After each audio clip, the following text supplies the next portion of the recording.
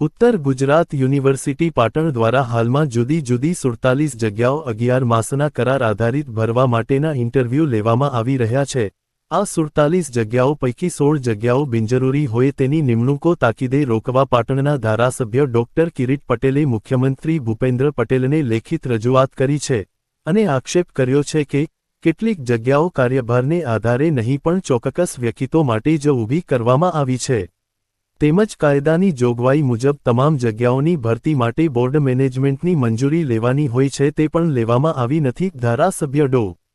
કિરીટ પટેલે પોતાની રજૂઆતમાં જણાવ્યું છે કે જાહેરાત સિરિયલ નંબર 1ની technical assistant admin 10 serial number 10માં બતાવેલ youth and cultural executive PTI cum coach serial number 14મી લીગલ એક્ઝિક્યુટિવ સિરિયલ નંબર 15મી IT officer CCTV operator serial number 18મી રિસર્ચ સલાહકારની જગ્યાઓ નવી ઊભી કરવામાં આવી છે જે કાર્યભારને આધારે નહીં પણ ચોક્કસ વ્યક્તિઓ માટે ઊભી કરી છે।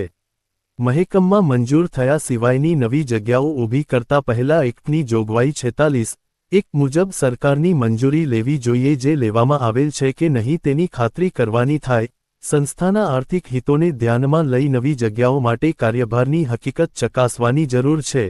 એક બાજુ યુનિવર્સિટીમાં 10 કરોડના ખર્ચે ઈઆરપી લેવામાં આવી છે જેમાં દરેક કર્મચારીએ સીધી કામગીરી કરવાની હોય તેને ચલાવવા 10 નવા ટેકનિકલ આસિસ્ટન્ટ લેવાનું વ્યાજબી નથી।